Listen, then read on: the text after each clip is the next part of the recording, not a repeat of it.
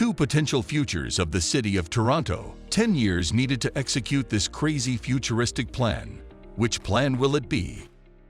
Toronto's population will reach 8 million by 2030 and 10 million by 2045. If the estimates made by the Ontario government are accurate, Toronto will rank among the most diverse megacities. Change is probably coming, and the disruption is more severe than in previous generations. Artificial intelligence, driverless cars, robots taking over jobs, and electric cars will all have improved. There will be more difficulties than now with housing, transportation, pollution, recycling, and climate change. Check out the future of Toronto in the video below.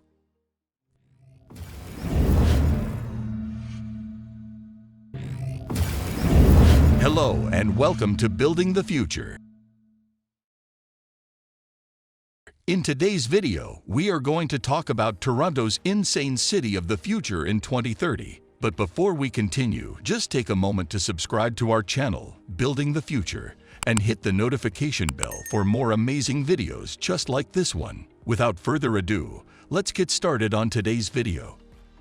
Toronto's skyline is something you'll notice immediately, whether you're a local, have been to the city before, or have plans to be there soon. The skyline you see today will not be the same skyline you see in 2 years, let alone 10 years from now. Here, we have created a list of the projected skylines for 2030 that illustrates how vastly different Toronto's skyline might be 10 years from today. It is safe to conclude that even though it is less than 10 years away, things will look remarkably different very soon. YSL-residences is a brand new office, retail, and residential development in pre-construction at 3 Gerrard Street East in Toronto, Ontario. Quadrangle Architects Inc. has planned 2 towers with 1,106 residential units each, measuring 62 and 73 stories. The redevelopment of many storefronts that make up the YSL project is located on the east side of Yonge Street, roughly half a block south of Gerrard Street East. The facades of 2 heritage-listed commercial buildings at 363 Yonge Street will be preserved and integrated into the 11-story podium, while 8 properties will be redeveloped. A proposed 26,760 square meters of office and retail space would make up the 109,235 square meters of total gross floor area. The YSL Condos complex consists of 2 buildings, the South Building, which is 62 stories tall, and the North Building, which is 843 feet tall and 73 stories high. A connection exists between them on the 51st and 52nd floors. This is the location of the proposed 2-story amenity sky bridge that would connect the 2 buildings at the height of 580 feet and provide access to the rooftop luxury on the taller of the 2 towers to create a bright and active zone on the skyline. Additionally, 6 levels of below-grade parking are proposed, with 289 spaces. Of these, 221 spaces are for building occupants, 23 areas are for guests, and 45 spaces are for non-residential vehicles. Gerrard Street East would serve as the main entrance to the North Tower, and Yonge Street would serve as the main entrance to the South Tower.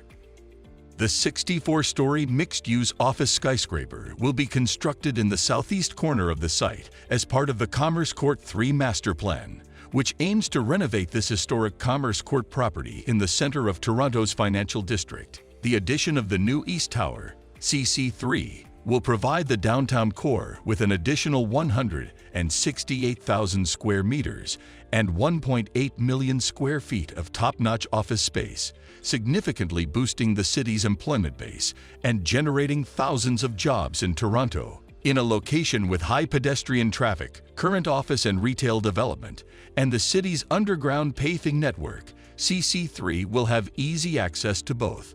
The skyscraper's initial design was somewhat similar to the Ping Finance Center in Shenzhen, although it received revisions later in March 2019, primarily to the facade pattern. In June 2019, the proposal was approved. According to the developers, the project was scheduled to be finished in 2025.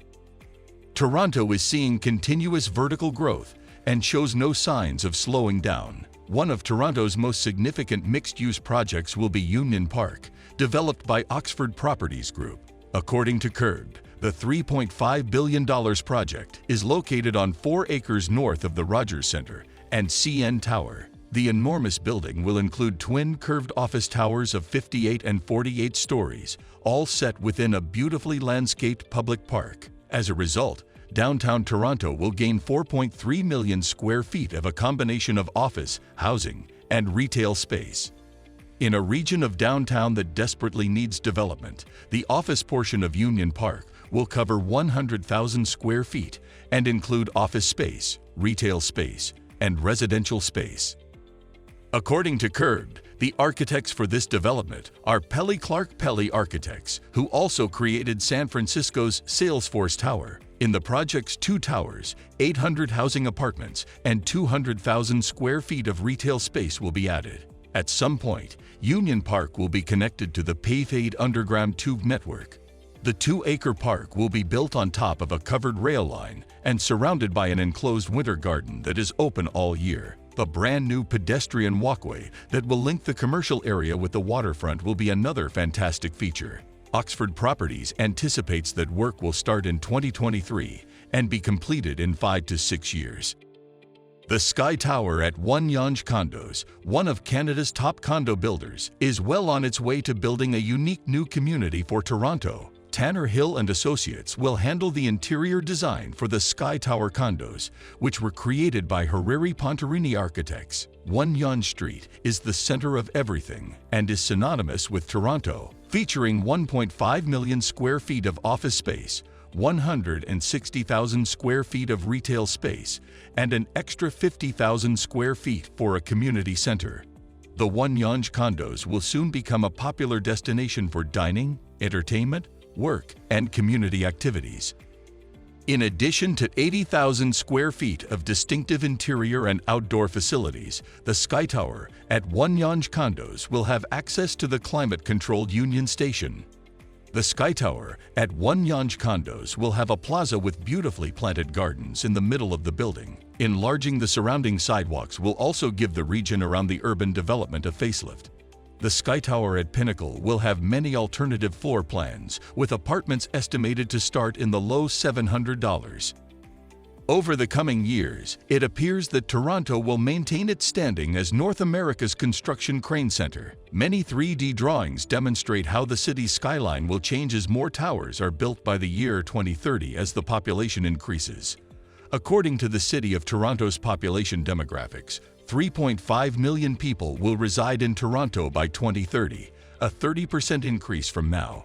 Single-family houses make up most of the buildable land. Therefore, Toronto's high-density corridors, such as the Downtown Core, Yonge and Eglinton, the Golden Mile, Don Mills and Eglinton, North York Centre, and Scarborough City Centre, will continue to develop denser. Given what we've seen in today's video, it's challenging to picture Toronto's real estate growth slowing down. However, anything is possible. We hope you have enjoyed this video. Feel free to share your thoughts down below, and don't forget to subscribe to our channel Building the Future and hit the bell icon for more intriguing content. Thanks for watching, and I'll see you in the next video.